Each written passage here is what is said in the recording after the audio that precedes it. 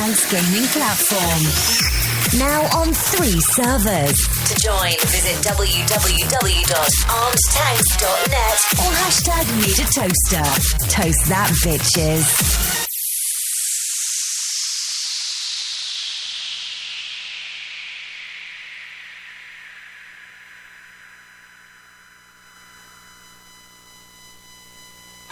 Hi! Now I know you hear Joe Rocks on their weekly restaurant reviews on Night Talk, 10 p.m. Eastern. And boy, these two like to eat. Right, boys? Well, here's something to review right from your house. Eat24. That's right, Eat24.com. With over 25,000 restaurants for you to choose from when you're hungry. Many in your area. So review that, boys. Eat24.com.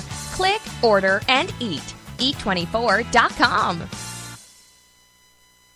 Hi, Tom here from Spot On with Lino and Tom. Tune in for some topical discussion and laugh therapy with Lino and me. I'll be covering my favorites like weird news of the week and what I'm liking on Netflix, the next best gadget, and whatever else comes to mind. We both have our own interests. I love recording on the latest movies being filmed here in Boston, checking out new musical talent, and just talking to people. We'll also be featuring segments such as on-the-spot interviews where Lynn and I venture out and ask questions of our listening public. That's my favorite part. Besides hanging out with my buddy Tom. Now that's the icing on the cake. And cake. I love talking about cake. We love talking about everything. So tune in Monday nights from 8 to 10 p.m. Eastern right here at Armed Radio Global.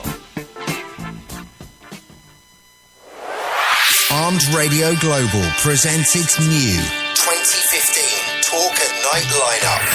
Mondays 8 p.m. Eastern.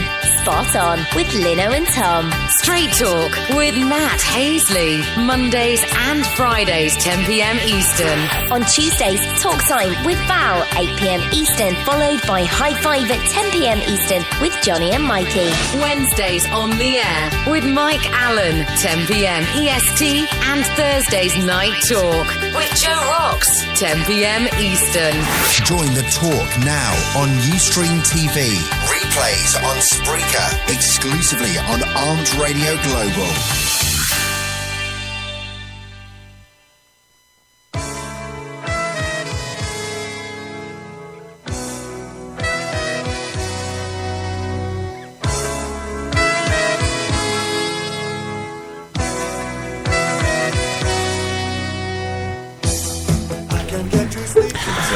Welcome back to the show. We're going to go ahead and close out this segment. And actually, we're supposed to talk about a project that Joe is working on, and as a fellow adoptee, Joe is trying to find his birth parents. And we're supposed to spend, you know what, we only got You're good. It's all right. We got time. You got time? You're good. Because we'll carry over, man. I'm just giving an update. All right, so give us an update. Where are we at? What have you found out? So, it started, first time I was on the show was right before I was going to California. So I went and did that. I talked to you. I did the DNA test, find out I'm Black Irish, which is pretty cool. And then basically I've been dealing with... you can drink and dance. Drink and dance and eat McRibs as much as I want all day. No, the day I found out, I went and ate a McRib that day. I was like, well, you have to. It was it just came back, and then I felt compelled, and I was you have to. Yeah, that's basically all I did was drink Jameson and eat McRibs for 2 days. Nice. But, so then after I got all that... That means you have to bring Jameson to the Super Bowl party. Okay, that's fair. That's easy. Dunzo. Make it happen. She's don't give it to me. Hold on. Let me talk to who makes the Jameson for the Super Bowl party. See. Okay. It means yes. I know that. We speak Spanish. But sprechen Sie Espanol.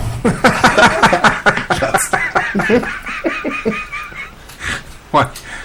That's funny. Say anything. That was a good combo. So then I've been dealing with the State Department of Child Services post-adoption unit. So I have all of that. I know it sounds like some weird SVU, Tennessee Department of Child Services post-adoption unit. So I've sent them off all of my forms as far as I know. From what they've sent me and what my mom gave me, it was kind of a weird like 4-page story about my life before I was like alive. So it talked about like my mom and then her living situation. My dad's like seriously probably like 2 sentences and was like, oh, we couldn't find him. He moved out of the state. But then there's like 3 or 4 pages about like my mom just thought about keeping me. Then she signed her rights away. I was adopted like a month afterwards, but like I was kind of at the hospital with her for a little while where she was like debating on if she was going to give me up for adoption or not, which was kind of cool. And whenever you go through, there's a certain process. So whenever you're like, I'm adopted and I want to find my birth parents, they're like, all right, well, there's maybe 3 or 4 scenarios where like we will not give you the information. Number one, if your parents like lost their rights to the state. So your mom was like a crackhead and she had you in a street corner and then like CPS took you. They won't give you any of that information. And if they want to, you have to pay a lot of money. Like you can't just walk in here and be like, give me their name. They'll be like, get a lawyer. So you have to go through the state and apply and pay all these fees. And like $3,000 later, they'll give you like a piece of paper with 2 names on it. So if they've lost their rights, if like there was incest in the family or any type of abuse, or if like you were a product of rape. So there's like really like, or if they signed that they don't ever want to meet you. Any contact. And you still can, it's just more expensive, more lawyer work, more, it's, lots of suits and ties and talking and like standing in front of a clerk's desk for 4 hours to have them be like approved, and then you go to the next phase. But based off of what they gave me and the fact that she signed her rights away and didn't think about or didn't lose her rights, there's an extremely high chance, like 90% chance, that it'll maybe cost me like $300. And because I sent off all the stuff, and they'll basically send me back a letter, like a college acceptance letter. Like, yes, you have been approved. Now, mail us the fee. So, like, you send them the information, like, they process everything, and then they send you back, like, basically a long-winded yes or no answer.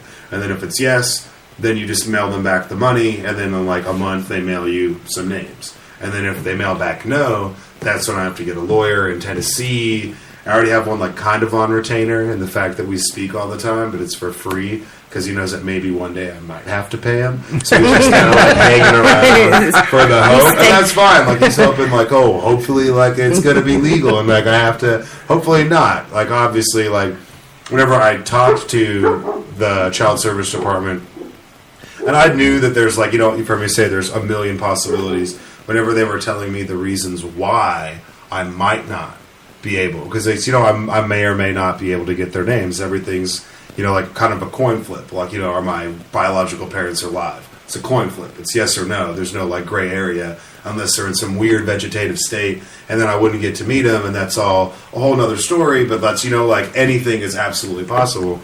So it's like yes or no. So whenever I was talking to them, and they're like, all right, this is what we're going to need, and this is what, I'm like, all right, awesome. And they start telling me, like, the reasons why. Like, that's, like, since I don't know where I came from, regardless of what because this piece of paper says I'm Latino, and it says I'm Latino-Irish, which is, like, not true, because I've done a DNA test, genealogy test, to know that that's, like, not factual at all. So I can only take, it's like face value, I can only take it at face value. So whenever they're explaining to me why, like, then for like 3 days, I mean, they were both there. I was like on the verge of being upset because I started thinking about like, what if somebody had to go through something terrible like this or like that for me to be here? And then not questioning my self-worth, but questioning like, it just makes you think different, Like, yeah. I mean, whenever I'm like maybe like my mom was raped at 13 in 8th grade, and her parents didn't let her have an abortion, and then I was born and given up for adoption. And then it's like, do you even want me to walk up to your house and say hello? Now, as I've gotten more information, I feel better about those things, but there's still a possibility. So that's kind of what I'm weighing now, is like finding out the circumstances before I even meet these people. And the worse the circumstances, the longer it's going to take. Yeah. And that's like, that'll pull on your heart cords, man. Like, I was raised single mom, teacher, ran her own business, 3 older sisters. Like, I was raised by a household full of very strong, independent women. So I have like a very strong, deep connection with women. Not more than I do guys, but I just like get it a little bit more. Or I can confide in a girl like most guys wouldn't, because I just grew up doing that. So for me, growing up in that environment, thinking about somebody having to go through abuse or incest or anything like that, for me to be here is like that. It makes you second guess. Like it makes me not like was it worth it? That's not like how you view it, but it's just like if that's the case, like I don't think it was worth it for them. Does that kind of make sense? Yeah, it makes sense. And maybe that's not. Maybe that's not. That's the case. part of their life that they don't want showing up. Exactly. Yeah. So then I appear and I'm like, hey, and then it makes me feel selfish in the fact that like it is my right to know who my parents are. Like as a person, like I think everybody should know to some extent where they come from. I think that's totally fair. But then to show up and be like, hey, I'm your kid, and then be like, oh, and she's like, I've been trying to forget about this. But is that the only reason why life. you want to know? Is just because, like, obviously you're adopted, correct? Yes. So, were you happy with, like, with your, like, when you were adopted, were you happy with, like, your home life? Yeah, I mean, to say that my home life was perfect would be like would be a total fabrication. Like, so you only want to know just because you want to know where you came from, not because I want to understand like the decisions that other people made that gave me the life that I have now, that I'm extremely thankful for. There's like, it's like, I think I told you the first time I was on, it's like, I'm trying to see the first 5 minutes of my own movie, but I'm like, on the second DVD of a 4 DVD series, and I still showed up to the movie like 15 minutes late. So I'm cool with the movie, great movie, love everybody that's in this movie, but I still didn't see the beginning. Like, if you didn't see the beginning of Man of Steel, you would want to watch it a second time just so you could see it, and maybe it would click a little bit more sense. Yeah, that's like trying to come full circle. I think for me, like, I just personally don't know if I would want to do that. Because what if that person didn't want to like? It could go both ways. They really want a relationship with you, just it wasn't that time. But I don't know if me personally, I could put myself in a situation if it was like I showed up at their doorstep. They're like, yeah, and I mean, and that's like the stress and the stressor that I'm dealing with is like, but at the same time, like it may be they're waiting for me and have been for so long for me to meet them, and I don't know that. It's like asking a girl out on a date. The worst they can do is say no, but you don't know what they're going to say until you ask, like until you do that, which is like kind of. This is definitely way more serious than that. Well, I mean, or you can look at it that she was forced to do it, and she's waiting for you to show up at that doorstep. Yeah, and that's. I mean, you're always gonna. I'm trying to take the most optimistic and positive route, but it's understanding that you can't the do negative this. side. If you're adopted, can like if I give you up for adoption, can I go later on ask like what is your name, where do you live? Yeah, I mean honestly, it'd be easier for them to do it than it would be for me to do it, because they'd be contacting as a guardian, even though they signed their rights away. They'd basically have to be in there, give proof that they were my biological mom. They'd contact my adopted family. They'd say green light, but plus I'm over 18 now. I'm 27, so if they wanted to meet me, they could get my name. They could contact the agency. See, in my circumstance, I found my birth father, and I used the internet to do that. And I never got to meet him face to face, but I did have phone conversations with him. We exchanged emails and pictures and stuff like that. He lived in Florida, and I found out, that, like you said, that first 5 minutes for me it was like 2 minutes, because I was an infant. I was taken from my mom, put right into the system, and then right into my adopted parents. And I found out that my mom didn't want anything to do with me. That it was the '60s. Western Michigan University, peace, love, free love, and my mom actually wanted to get an abortion, and my father talked her out of it. So, and I got to meet him. I got to talk to him. Never remarried, and my given name at birth is Stenton Stovall. Stenton Stovall. So I understand your journey and where you want to get to, and it was for me. And like I told him. John Stovall is his name. And I told him, I said, I don't want anything from you. I don't want any money. I'm not trying to fill a void as far as my upbringing, because my parents, Barry and Jeanette, raised me, changed my diapers, and put up with all my crap and everything else. They're my parents. But it was just a question.